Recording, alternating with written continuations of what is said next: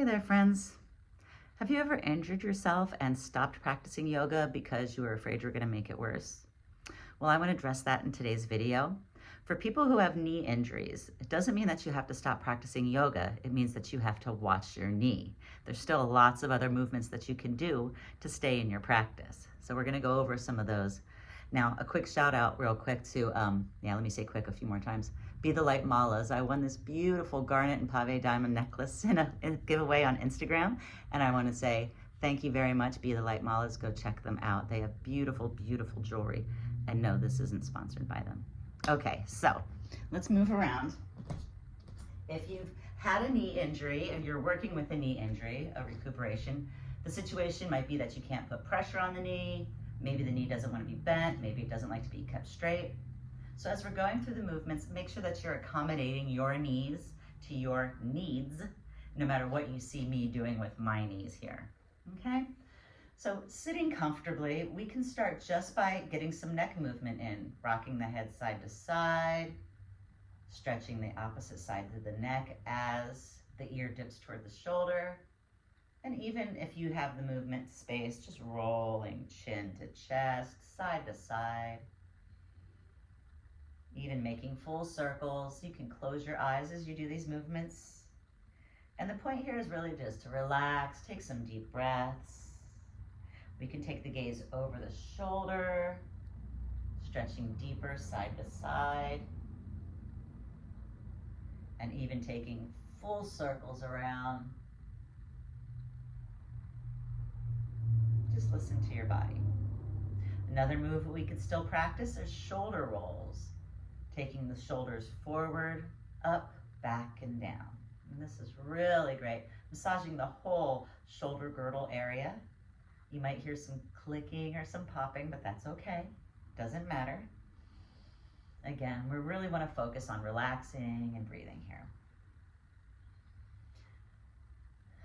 Good. Now another good movement for the spine, keeping the spine fluid and happy, are seated twists. And I'm just going to turn sideways here.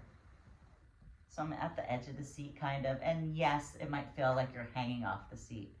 Let me turn the chair around so you can see what I'm doing here. So basically just turning toward the back of the seat, getting a spinal twist. The further that hand slides so that your hands are like a steering wheel, the more intense it'll be. And here's one more angle. We want to just use the arms to twist the torso as deep as you like. So you might not go as deep as me. When you're in your twist, keep those shoulders from shrugging. Shoulders stay down. Some nice breaths. And when you unwind, just come forward. And you have to do both sides or you'll wind up crooked. So it's the same scenario on the other side. You want your feet to be grounded. Turn carefully. Listen to your body. The further your hands are apart, the more intense it's going to twist the ribs. The knees are neutral. They're just there. They're not doing anything. So it's all upper body here. And again, we're breathing. Don't forget the breathing part. You would stay in this twist, 5 to 7 breaths, depending on how you're feeling. And then when you unwind, you could sit forward. I'm going to stand up to move the chair back around. Another great movement without messing with your knees is an upright seated cat-cow. Typically we do cat-cow poses on hands and knees, and obviously that's no good if your knees are compromised. So to sit upright with a cat-cow, you're going to bring your hands towards your knees, and I'm not applying any pressure here.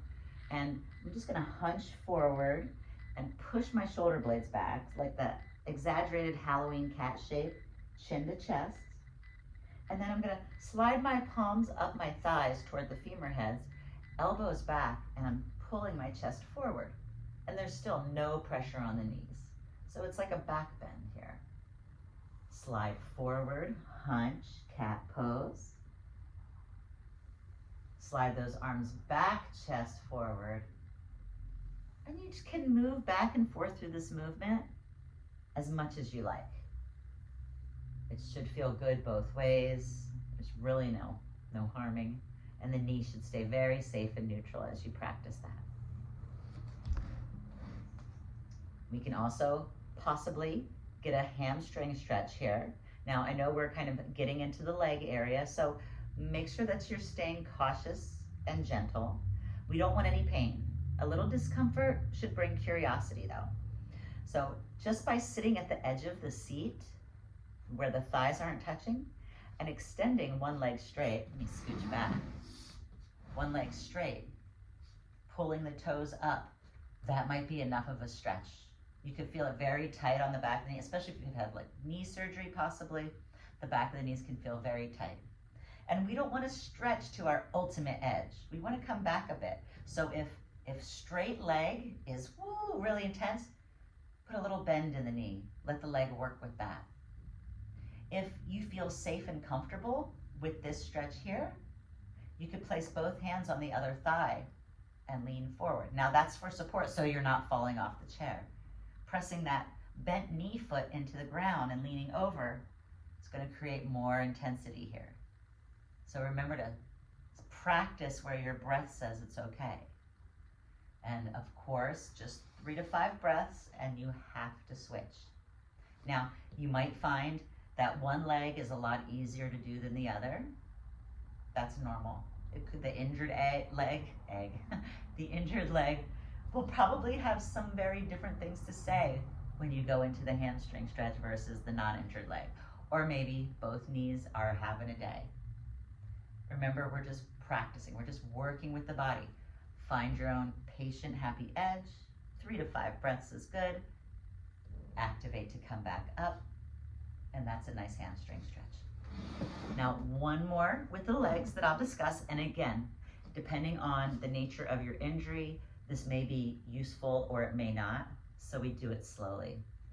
Again, at the edge of the seat, we want to have no thighs on the chair, but you can hold onto the chair for comfort and security.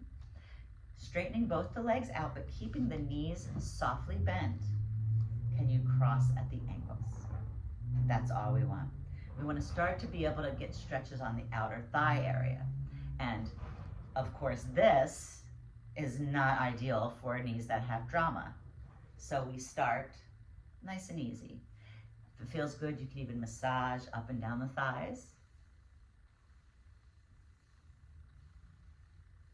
And you would only need to hold, again, for a few breaths. You can stay longer if it doesn't feel like there's any drama. But of course, you always have to switch. Massaging again.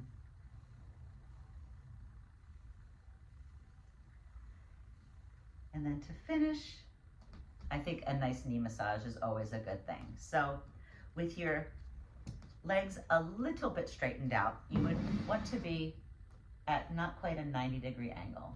Maybe, I don't know what number that is, 75, 180, okay. You take your 2 hands and you're gonna rub them together on your patella like so. Now don't push really hard, just get it warm, feel it warming up. Good. And then just hold it there, and you can visualize the warm, healing energy. Use your imagination. Send it into that knee. Feel it enveloping the knee joint, getting into the synovial fluid, getting into the tendons and the ligaments, even if you don't know what it looks like. Use your imagination. And then when all the heat is dissipated into that knee, warm up your other knee. You don't have to press hard. When it feels nice and warm, just push that heat in there, not violently. Hold the hands over. Let the knee accept that heat and imagine, visualize that it's healing energy. Let it all soak in. And then take a rest and just notice how you're feeling. These are just moves to help keep you moving while you're dealing with a knee injury. You may find other gentle movement as you go through these that's harmonious to what's happening with you. And if you do find extra movements, feel free to leave them in the comment section, because I'm always looking to expand and share. So I hope you've enjoyed. Remember, listening to your body is what's most important. We don't want to force ourselves into any positions. And if your doctor has ever told you to just stay away from chair yoga, then Don't push it, right, guys? Listen to yourself. Listen to your body. Listen to your breath. Thanks for watching. Namaste.